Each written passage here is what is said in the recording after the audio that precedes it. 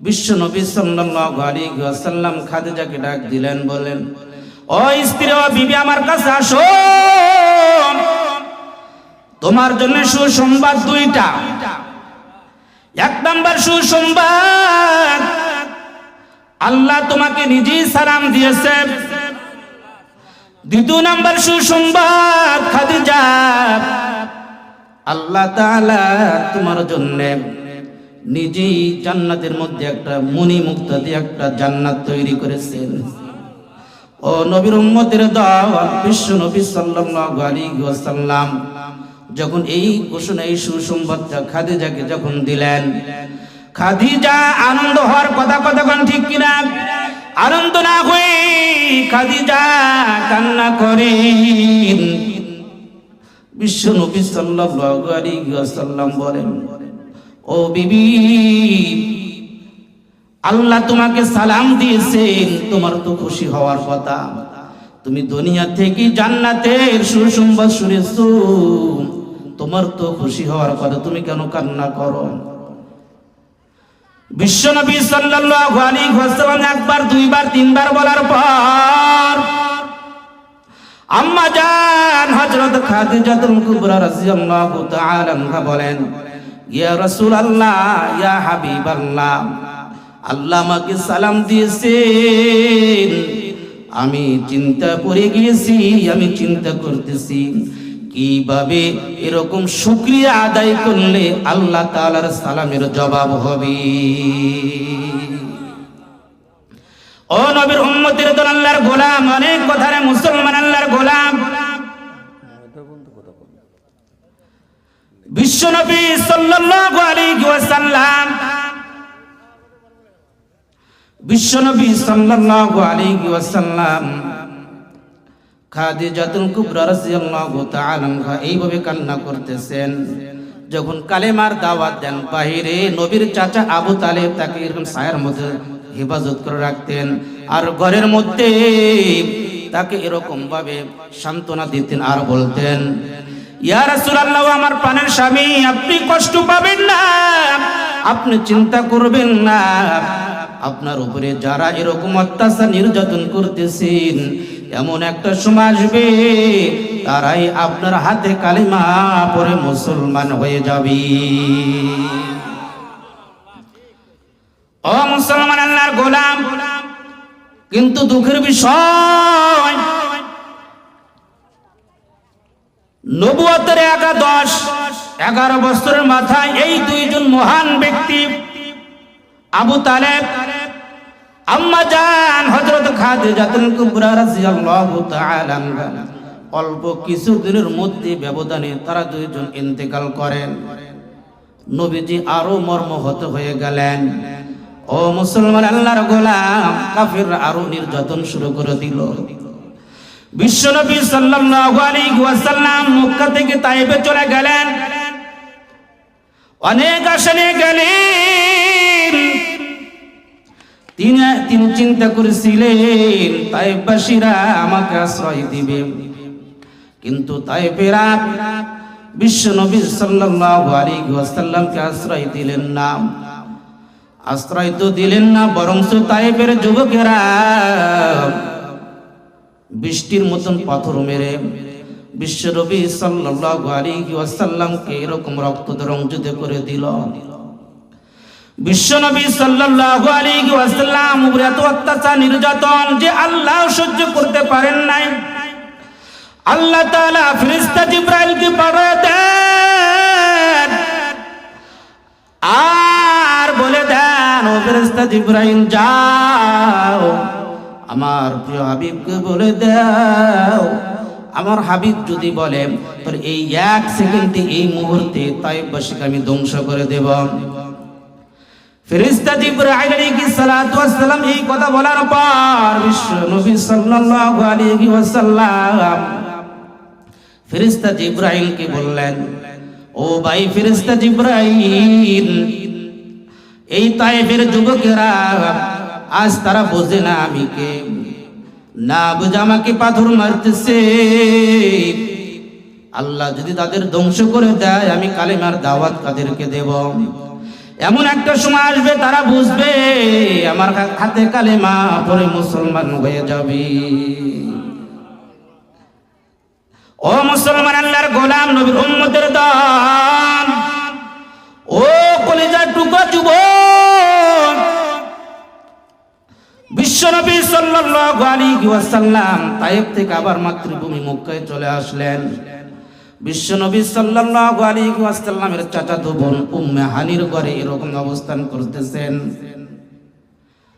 বিশ্বনবী সাল্লাল্লাহু আলাইহি ওয়াসাল্লাম অনেক পেরেশান, মন খারাপ, মর্মাহত। বিশ্বনবী সাল্লাল্লাহু আলাইহি ওয়াসাল্লামকে মনকে ভালো করার জন্য আল্লাহ তাআলা বিশ্বনবী সাল্লাল্লাহু আলাইহি ওয়াসাল্লামকে দাওয়াত করলেন, অর্থাৎ মিরাজে নিয়ে চলে গেলেন আরশে আজিমে। বিশ্বনবী সাল্লাল্লাহু আলাইহি ওয়াসাল্লাম ওনার চাচাতো বোন উম্মে হানির ঘরে অবস্থান করতেছেন। দুইজন ফেরেশতা আসলেন।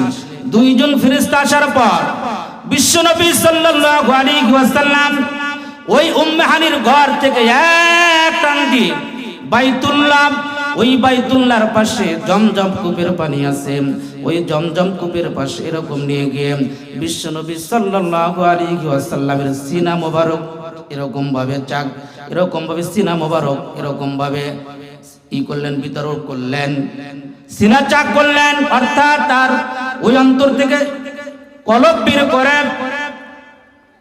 বের করে ওই জমজম কূপের পানি দিয়ে সুন্দর করে এরকম ভাবে ধৌত করলেন।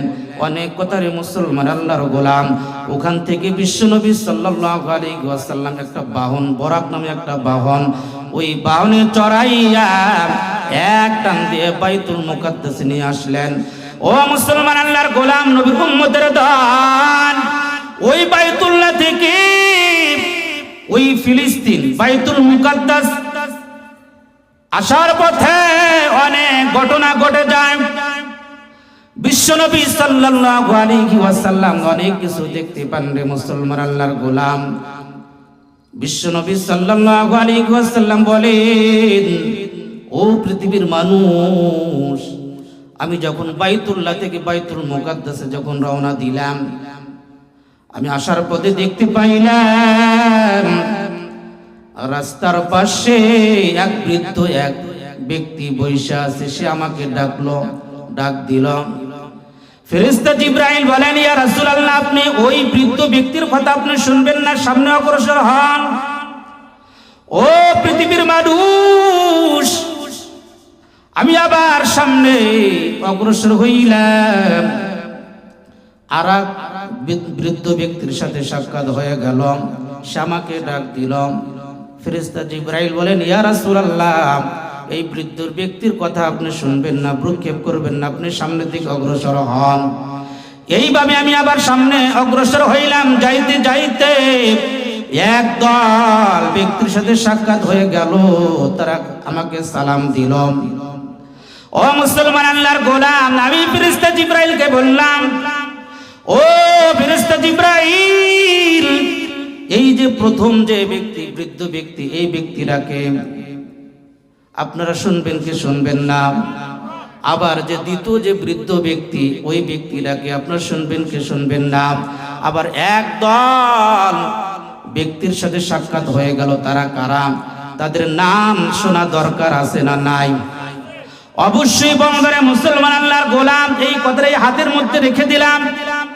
তার আগে আমি আপনাদের সামনে যে হাদিসে কারিমা তেলাওয়াত করেছি, মান বানা লিল্লাহি মসজিদান বানাল্লাহু লাহু বাইতান ফিল জান্নাহ, এই দুনিয়ার মধ্যে যারা আল্লাহর ঘর নির্মাণ করবে, আল্লাহ বলেন তাদের জন্য আমি আল্লাহ নিজে জান্নাতের মধ্যে একটা ঘর নির্মাণ করব।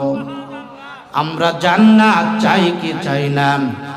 কারা কারা চাই? দুই হাত আল্লাহকে দেখায়া দেন। লিল্লাহি তাকবীর। হাত নামান। আপনাদের মধ্যে আমি 10 জন ব্যক্তিকে দেখতে চাই। আশারায়ে মুবাশশারা 10 জন সাহাবী, যারা দুনিয়া থেকে জান্নাতের সার্টিফিকেট নিয়ে মৃত্যুবরণ করেছে। প্রথম সাহাবীর নাম কি? হযরত আবু বকর আবু বকরের সাথে কে জান্নাতে যেতে চান? আল্লাহর ওই বান্দার চেহারা একটু দেখতে চাই। আপনারা বলেন তো দেখি, উচ্চ আওয়াজে কণ্ঠ দিবেন।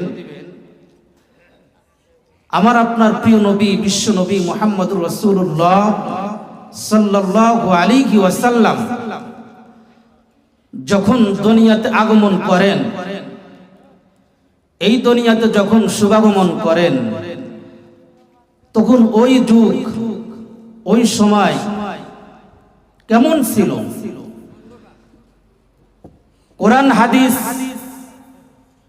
যা পড়ে দেখলাম, ওই সময় ওই যুগকে বলা হইতো আইয়ামে জাহিলাতের যুগ, অন্ধকারের যুগ, বর্বরতার যুগ। মানুষ মানুষকে হত্যা করত, ইনসাফ কোনো বিচার হইত না, যার ক্ষমতা তারই শক্তি। এমনকি এমন একটা সময় বিশ্বনবী সাল্লাল্লাহু আলাইহি ওয়াসাল্লাম মা আমিনার গর্ভে থেকে দুনিয়াতে শুভাগমন করলেন। যখন ওই যুগে, ওই সময় যদি কোনো পরিবারে কন্যা সন্তান জন্মগ্রহণ করতেন, তারা তখন মনে করতেন যে এরা কুলক্ষণ। কন্যা সন্তানকে জীবন্ত হত্যা করে ফেলত, নাউজুবিল্লাহ বলেন। এমন একটা সময় বিশ্বনবী সাল্লাল্লাহু আলাইহি ওয়াসাল্লামকে আল্লাহ তাআলা দুনিয়াতে পাঠাইলেন। নবীর জীবনে যদি আলোচনা করতে যাই অনেক সময় লাগবে। আমি মূল যেই কথাটা, যে আয়াতে কারিমা তেলাওয়াত করেছি, এই আয়াতের ব্যাখ্যা করার আগে কিছু কথা আপনাদেরকে বুঝাইতে হবে, তাহলে বুঝে আসবে। বিশ্বনবী সাল্লাল্লাহু আলাইহি ওয়াসাল্লাম যখন দুনিয়াতে আসলেন, আসার পরে আস্তে আস্তে আস্তে যখন বড় হতে লাগলেন, আপনারা সবাই জবাব দিবেন, 40 বছর আগ পর্যন্ত মক্কার ধনী নাই, গরিব নাই, সবাই কাফের, মুশরিক, সবাই কিন্তু নবীজিকে ভালোবাসতেন, আল আমিন বলে উপাধি দিতেন, সত্যবাদী বলতেন। কথা কোন ঠিক কিনা? যখন আল্লাহ তাআলা প্রিয় হাবিবকে নবুয়ত দান করলেন, যে হে নবী, হে আমার প্রিয় হাবিব, আপনি আর ঘরে বসে থাকবেন না, আপনি কি করেন? আপনি আপনার উম্মতদেরকে এই কালেমার দাওয়াত দেন। যারা মূর্তি পূজা করে তাদের কাছে যান, তাদের কালেমার দাওয়াত দেন। লা ইলাহা ইল্লাল্লাহু মুহাম্মাদুর রাসূলুল্লাহ। সকলেই বলি সাল্লাল্লাহু আলাইহি ওয়াসাল্লাম। আপনি কালেমার দাওয়াত দেন, তাদেরকে বলতে থাকেন, তোমরা যে এই যে মূর্তি পূজা করো,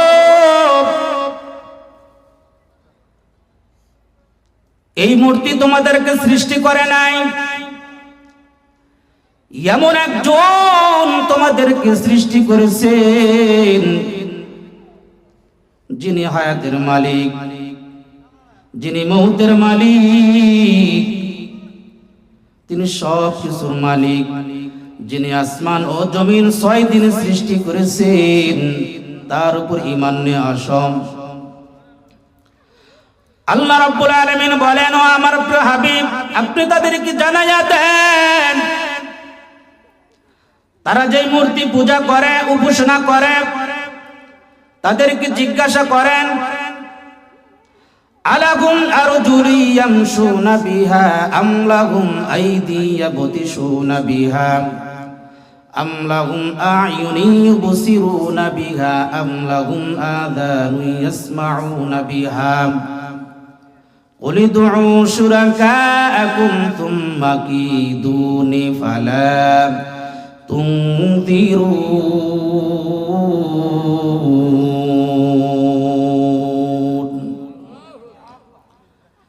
হে নবী আপনি তাদেরকে বলিয়া দেন, তারা যে এই যে মূর্তি পূজা করে তাদের কি হাত আছে নাকি যে হাত ধরে তারা ধরতে পারে? তাদের কি পা আছে ওই পা দিয়ে তারা চলতে পারে? তাদের কি জবান আছে ওই জবান দিয়ে তারা কথা বলতে পারে? তাদের কি মুখ আছে তারা মুখ দিয়ে এরকম কথা বলতে পারে? তাদের কি চোখ আছে নাকি চোখ দিয়ে তারা দেখতে পায়?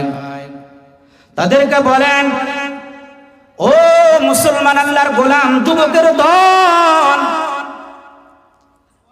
আপনারা সবাই বলেন তো দেখি এই হিন্দুরা যে মূর্তি পূজা করে, বলেন তো দেখি ওই মূর্তির উপরে যদি কোনো কুকুর প্রস্রাব করে দেয়, ওই মূর্তির কি কোনো ক্ষমতা আছে ওই কুকুরের উপর আক্রমণ করার? করতে পারবে? এইটাই আল্লাহ তাআলা তার হাবিবকে জানায়া দিলেন, আপনি তাদেরকে বলেন যে তাদেরকে হাত আছে নাকি তারা হাত দিয়ে তারা ধরতে পারবে? তারা তো নিজেদেরকে হেফাজত করতে পারবে না, তাহলে তারা তোমাদেরকে কিভাবে হেফাজত করবে? সুবহানাল্লাহ বলেন। নবীজি তাদেরকে এরকম কোরআনে আয়াত দিয়ে বুঝাইতেছেন। কে কার কথা শোনে? ও মুসলমান আল্লাহর গোলাম, নবীজি যখন এই কালিমার দাওয়াত দিতে শুরু করলেন তখন কাফের মুশরিকরা তখন বলল মুহাম্মদ পাগল হয়ে গেছে, এতদিন মুহাম্মদ ভালোই ছিল। ইতিহাসের মধ্যে রাখেন এই কালেমার দাওয়াত দেওয়ার কারণে বিশ্ব নবী সাল্লাল্লাহু আলাইহি ওয়াসাল্লামের উপর অত্যাচার নির্যাতন শুরু করে দিল। ও নবীর উম্মতের দল, আল্লাহর গোলাম, শুধু নবীর উপর অত্যাচার করত না, যেইগুলো সাহাবী ইসলাম গ্রহণ করেছিলেন ওই সমস্ত সাহাবীদের উপরও এরকম ভাবে তাদের উপর অত্যাচার নির্যাতন শুরু করে দিল। রে মুসলমান আল্লাহর গোলাম, তাদের ঘুম নাই। ও নবীর উম্মতের দল, আল্লাহর গোলাম, ওই মক্কার মধ্যে আবু জেহেল, আবু লাহাব, বড় বড় কাফেররা নবীকে এরকম প্রস্তাব দিল, ও মুহাম্মদ তুমি যে কালেমার দাওয়াত দিতে সেই কালেমার দাওয়াত বন্ধ করে দাও। তুমি যদি এই কালেমার দাওয়াত বন্ধ করে দাও, এর বিনিময় কি চাও? আমি তোমাকে তা দিয়ে দেব। বলো, তুমি যদি চাও এই মক্কার মধ্যে সব চাইতে সুন্দর রূপসী মহিলা, তুমি যদি আমাদের দলে আসো মুহাম্মদ, তাহলে এই মক্কার মধ্যে সুন্দর রূপসী যে মহিলা আছে তার সাথে তোমার সাথে বিবাহ দেয়া দেব। আপনারা বলেন তো দেখি এই প্রস্তাবে কি বিশ্বনবী সাল্লাল্লাহু আলাইহি ওয়াসাল্লামকে গ্রহণ করেছিলেন? আবু জাহেল প্রস্তাব দিলেন, ও মুহাম্মদ তুমি আমাদের দলে আসো, আমাদের দলে আসো, তুমি কালেমার দাওয়াত বন্ধ করে দাও। তুমি তোমার কত সম্পদ লাগবে সব সম্পদ তোমাকে দিয়ে দেব, তোমার ধর্ম বাদ দিয়ে আমাদের ধর্মে আসো। কিন্তু বিশ্বনবী সাল্লাল্লাহু আলাইহি ওয়াসাল্লাম কালেমার দাওয়াত কি বন্ধ করে দিয়েছিলেন? রে মুসলমান, দেন নাই? রে মুসলমান আল্লাহর গোলাম, এই না দেওয়ার কারণে বিশ্বনবী সাল্লাল্লাহু আলাইহি ওয়াসাল্লামের উপর কত অত্যাচার নির্যাতন। রে মুসলমান, ইতিহাসের মধ্যে লেখেন বিশ্বনবী সাল্লাল্লাহু আলাইহি ওয়াসাল্লামের চাচা আবু তালেব, উনি নবীকে অনেক মুহাব্বত করতেন, ভালোবাসতেন। ঘরের বাইরে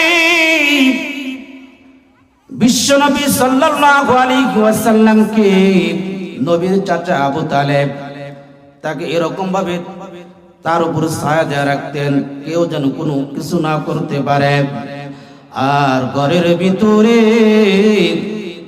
নবীজির সহধর্মিণী আম্মা জান হযরত খাদিজাতুল কুবরা রাদিয়াল্লাহু তাআলা আনহা তিনি তাকে সান্ত্বনা দিতেন। ও এলাকার মা বোনেরা, খাদিজা রাদিয়াল্লাহু তাআলা আনহার ইতিহাস পড়ে দেখেন। কোন খাদিজা? যেই খাদিজাকে আল্লাহ তাআলা সালাম দিয়েছিলেন। এই জমিনের মধ্যে, পৃথিবীর মধ্যে দুইজন নারীকে আল্লাহ তাআলা নিজেই সালাম দিয়েছিলেন। ও এলাকার মা, তারাও নারী, আপনারাও নারী। ওই মা বাবার জীবন কত ধন্য, যে মা বাবার সন্তান হাফেজে কোরআন হইল। কতক্ষণ ঠিক কিনা? ওই মা বাবার জীবন কত ধন্য, যে মা বাবার সন্তান আলেম হইল। একজন আলেম, একজন হাফেজে কোরআনের মা এত দামি, একজন হাফেজে কোরআনের বাবা কত দামি। বাবা যখন মরিয়া যায়, সন্তান কত সুন্দর করে জানাজার নামাজ পড়ায়। ওই সন্তান ওই বাবার কবরের পাশে এরকম ভাবে দোয়া করতে থাকে। আল্লাহ বলেন, ও ফেরেশতারা তোরা সাক্ষী থাক, ওই বান্দার সন্তান হাফেজ কোরআন দেখ কিভাবে কান্না করে, কিভাবে দোয়া করে। এই দোয়া করার কারণে আমি আল্লাহ ওই হাফেজের কোরআনের মা বাবার কবরখানা জান্নাতের বাগান বানায়া দিলাম।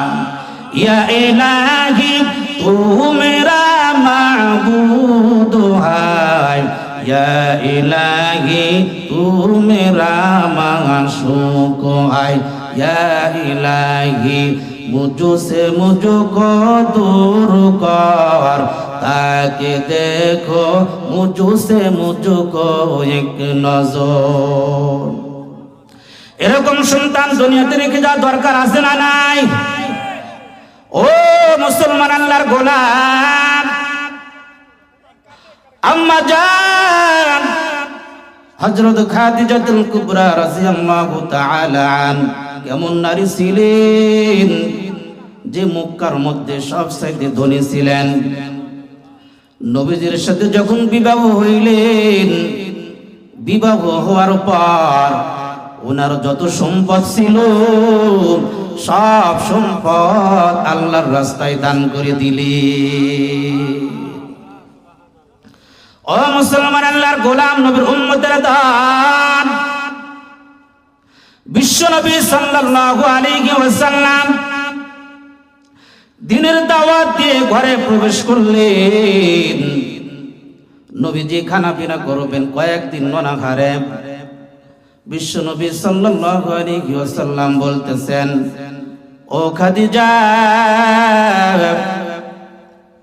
খানা পিনার এরকম খানা পিনার করা কোনো ব্যবস্থা আছে নাকি, কোনো খানা পিনা আছে নাকি, একটু দাও।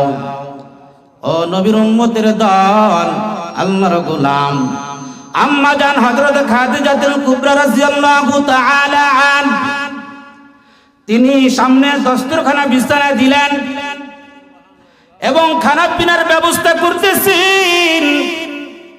এদিক দিয়ে আল্লাহ তাআলা ফেরেশতা জিবরাইলকে পাঠায়া দেন আর বলে দেন, যাও আমার হাবিবকে একটু সুসংবাদ দিয়ে আসো। এই খাদিজার প্রতি আমি এত খুশি, আমার হাবিবকে বলে আসো খাদিজাকে আমি আল্লাহ সালাম দিয়ে দিয়েছি। আরেকটি সুসংবাদ, খাদিজার জন্য আমি আল্লাহ নিজে একটা মণিমুক্তাদি একটা জান্নাত তৈরি করেছি। ফেরেশতা জিবরাইল আলাইহিস সালাতু ওয়াস সালাম বিশ্ব নবী সাল্লাল্লাহু আলাইহি ওয়াসাল্লামের দরবারে আসলেন। সে বললেন, ইয়া রাসূলুল্লাহ, ইয়া হাবিবাল্লাহ, আপনার সহধর্মিণী আপনার স্ত্রীর জন্য সুসংবাদ। আপনার স্ত্রী খাদিজাতুল কুবরা রাদিয়াল্লাহু তাআলা আনহার প্রতি আল্লাহ এত খুশি, খাদিজাকে আল্লাহ তাআলা নিজেই সালাম দিয়েছেন। ইয়া রাসূলুল্লাহ, শুধু তাই নয়, খাদিজার জন্য আল্লাহ নিজে জান্নাতের ঘরের মধ্যে একটা ঘর তৈরি করে দিয়েছেন।